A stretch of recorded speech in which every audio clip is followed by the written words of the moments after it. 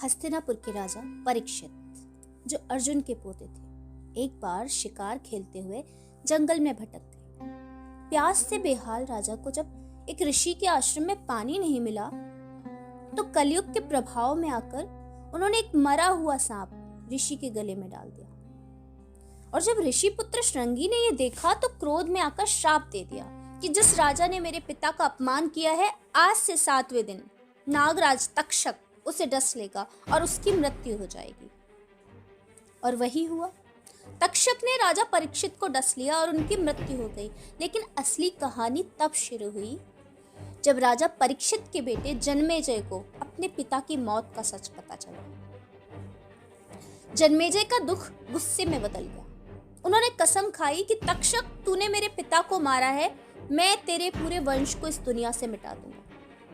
जन्मेजय ने आयोजन किया सर्प सत्र यज्ञ का। यह कोई साधारण पूजा नहीं थी, यह एक ऐसा तांत्रिक अनुष्ठान था जिसके मंत्रों में इतनी शक्ति थी कि दुनिया के किसी भी कोने में छिपा सांप खुद ब खुद हवा में उड़ता हुआ आता और हवन कुंड की आग में भस्म हो जाता।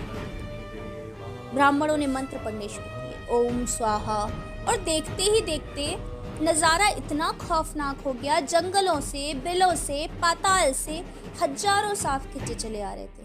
वो तड़प रहे थे, चिल्ला रहे थे, अपनी जान बचाने की कोशिश कर रहे थे, लेकिन मंत्रों की शक्ति उन्हें सीधे मौत के मुंह में खींच रही थी। लेकिन इन सब के बीच एक सांप गायब था, और वो था अपराधी तक्षक।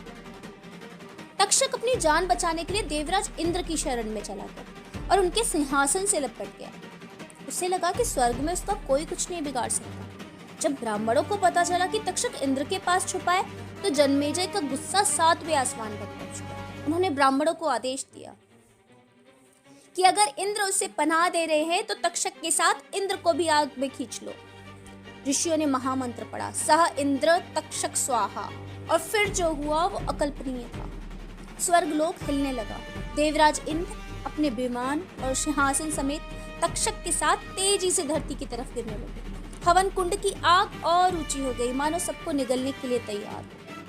और तभी आते एक बाल ऋषि जिनका नाम था आस्तिक। आस्तिक मुनि की माँ एक नाग कन्या थी और पिता ब्राह्मण थे। ठीक उसी पल जब इंद्र और तक्षक आग में गिरने वाले थे, आस्तिक मुनि ने जोर से पुकारा, तिष्ठ तिष्ठ, रुको रुको। और उनकी तपस्या का बल इतना था कि जन्मेजय का यज्ञ वहीं थम गया। इंद्र और तक्षक अधर में लटक गए। आस्तिक मुनि ने जन्मेजय को समझाया